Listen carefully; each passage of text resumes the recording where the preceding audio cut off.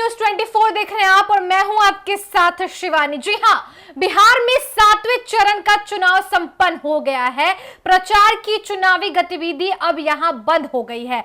बक्सर, सासाराम, आरा, नालंदा, पटना साहिब, पाटलिपुत्र, काराकाट और जहानाबाद लोकसभा सीटों पर मतदान हो चुका है। 2009 से 2019 तक लगातार वोटिंग ट्रेंड में वृद्धि देखने को मिली थी, लेकिन इस बार कुछ गिरावट आई है। 2024 का लोकसभा चुनाव में प्रत्याशियों के बीच कड़ी टक्कर देखने को मिल रही है। इस चुनाव में कई प्रमुख उम्मीदवारों की किस्मत दांव पर लगी है, जिनमें रामकृपाल यादव, मीसा भारती, सुधाकर सिंह, उपेंद्र कुशवाहा, पवन सिंह और आरके सिंह शामिल है। इनके भाग्य का फैसला अब ईवीएम में बंद हो चुका है। इस चरण में कुल 50.56% वोटिंग हुई, जो पिछले चुनावों की तुलना में थोड़ी कम है। 2009 में 40.70% मतदान हुआ, जबकि 2014 में यह प्रतिशत बढ़कर 51.46% और 2019 में 51.49% हो गया था। चलिए सीटों पर आते हैं कि किन किन सीटों पर किसकी जीत सुनिश्चित हो सकती है, चुनावी हवा किसकी ओर है, सब विस्तार से आपको बताते चलते हैं। सबसे पहले आरा सीट पर आते हैं। यहां से केंद्रीय मंत्री आरके सिंह भाजपा के उम्मीदवार हैं, जीत की हैट्रिक पर है और आरके सिंह का मुकाबला भाकपा माले के सुदामा प्रसाद के साथ है। 2009 के लोकसभा चुनाव में आरा लोकसभा सीट पर 35.78% मतदाताओं ने अपना मत का प्रयोग किया था। 2014 में यहां पर 48.96% मतदाताओं ने मत दिया है। वहीं पर बताएं आपको 2019 में आंकड़ा बढ़कर 51.72% हो गया। 2014 की बात करें तो 2024 के चुनाव में अब आते हैं, यहां पर 48.50% मतदान हुआ। 2019 के मुकाबले में 2024 में लगभग 3.25% मतदाता कम हुए। आरा लोकसभा सीट पर जातिगत समीकरण की बात करें तो यहां सबसे अधिक आबादी यादव मतदाताओं की है। इनकी संख्या 3,50,000 के करीब है और आरा लोकसभा सीट पर अति पिछड़ा वोटरों की संख्या 5 लाख से ऊपर है। जिले में 1,15,000 आबादी भूमियार वोटरों की है।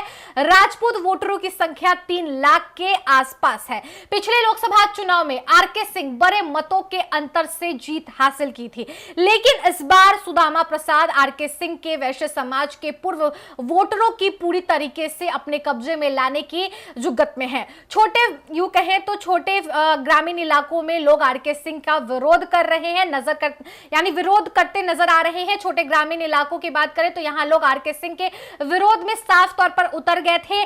सड़क विकास का मुद्दा यहां फिर से उठा है। वहीं पर आरके सिंह के लिए यह सीट प्रतिष्ठा का सीट बना हुआ है। चलिए अब काराकाट लोकसभा सीट की बात करें तो यहां से अब तक तीनों चुनाव में एनडीए ने जीत हासिल की। इस बार एनडीए उम्मीदवार उपेंद्र कुशवाहा के लिए यह आसान नहीं है, यह राज। हां, उपेंद्र कुशवाहा का मुकाबला भाकपा माले के राजा राम सिंह कुशवाहा से है।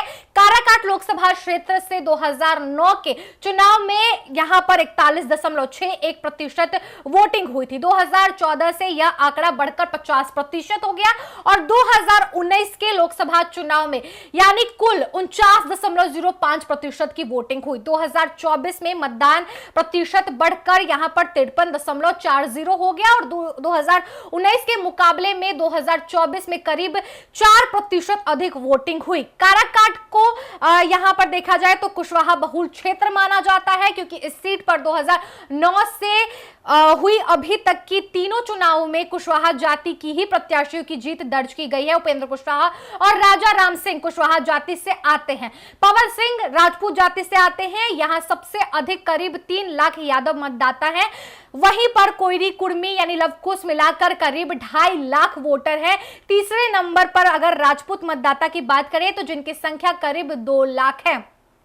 लेकिन यहां पर खेला हो सकता है। पवन सिंह पहली बार चुनाव लड़ रहे हैं, इज्जत दांव पर लगा हुआ है। वहीं उपेंद्र कुशवाहा राजनीतिक कैरियर का अंत ना हो इसके लिए तैयारी में है। माना जा रहा है कि उपेंद्र कुशवाहा और पवन सिंह एक दूसरे का वोट काट रहे हैं और इस वक्त इस मुद्दे पर राजा राम सिंह को फायदा हो सकता है अपने तरफ, या उन तमाम वोटरों को कर सकते हैं। चलिए यहां पर भी काफी भिड़ंत देखने को मिल रही है। बक्सर लोकसभा सीट पर आ जाते हैं। यहां बात करें तो भाजपा के यहां पर देखा जाए तो पारंपरिक सीट माना जाता है। यहां पर पारंपरिक सीट इसलिए भी माना जाता है क्योंकि भाजपा मुश्किल में देखे तो ये सीट काफी दिनों से ये भाजपा बहुल क्षेत्रों में ही रहा है और बक्सर लोकसभा सीट पर 2009 में 43.56% मतदान हुआ और 2014 लोकसभा चुनाव में 54.4% वोटिंग हुई। 2019 में 53.95% मतदाताओं ने मत का प्रयोग किया था और 2024 यानी इस बार में देखें तो 53.70% वोटिंग हुई।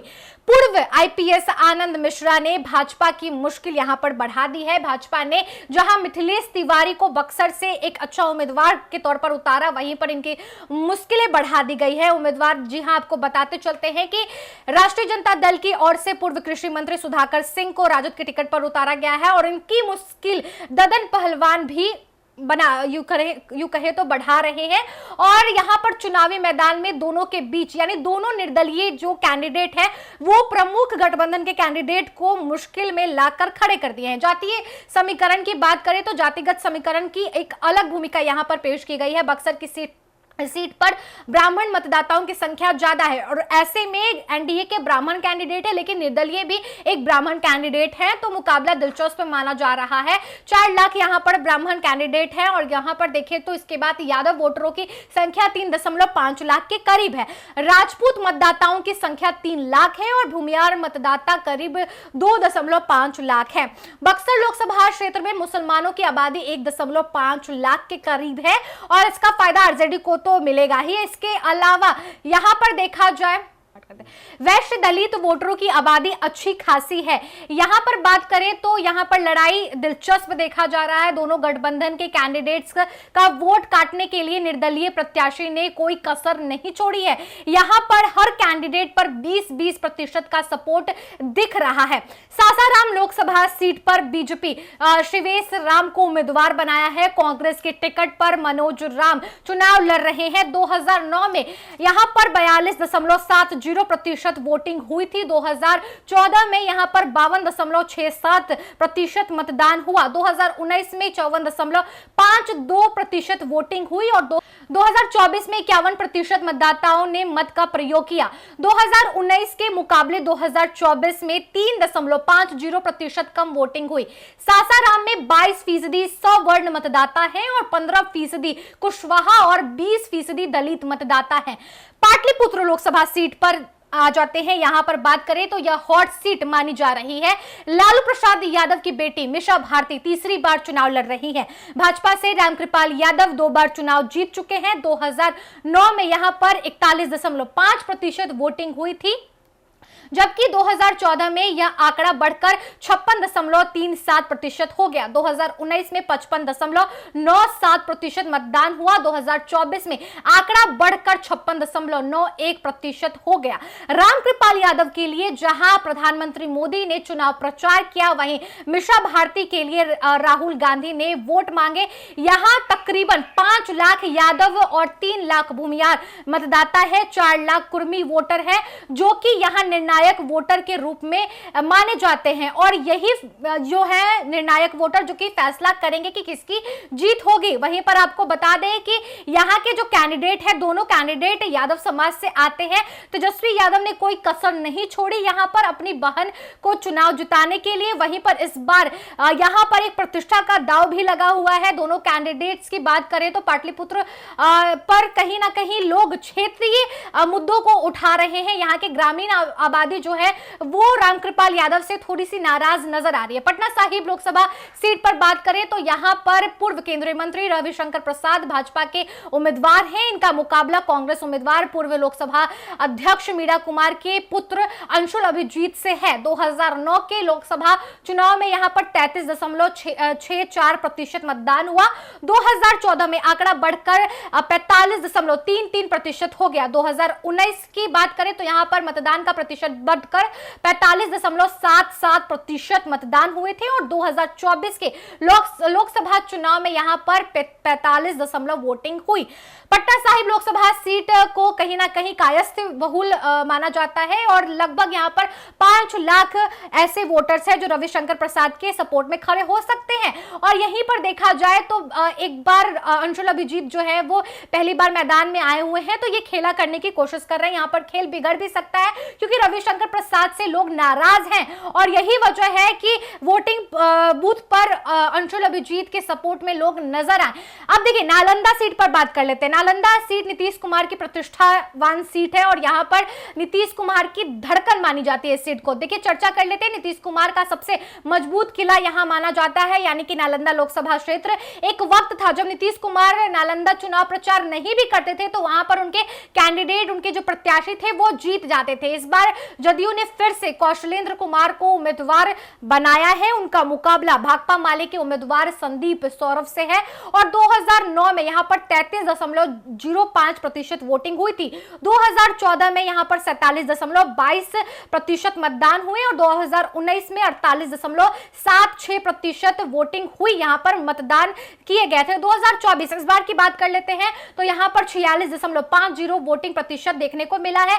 जातिगत समीकरण की बात करें यहां पर तो यादव का 20% है, अल्पसंख्यक का 9%, कुशवाहा का 10% और अति पिछड़ा समाज का 13% और सवर्ण का 9%, महादलित का 13% और अन्य जातियों का 1% यहां पर जो आंकड़ा है, जो यहां पर वोटिंग यू कह सकते हैं मतदाताओं की संख्या है उभरकर देखने को मिली है। और लेकिन नीतीश कुमार की ये प्रतिष्ठा वाली सीट पर मुकाबला दिलचस्प माना जा रहा है। हालांकि ये 8 जो सीट है यहां पर पिछले बार 2019 में एनडीए ने पूरी तरीके से कब्जा जमाया था, जीत हासिल की थी। इस बार टक्कर काफी देखने को मिल रही है और ऐसे तमाम जो कैंडिडेट है वो चुनावी मैदान में खड़े हैं। लेकिन अब बारी है 4 तारीख की, यानी एग्जिट पोल भी सभी के सामने आ रहे हैं, किनकी जीत किनकी हार होगी। इस वीडियो के बाद अगले वीडियो में मैं चर्चा करने जा रही हूं।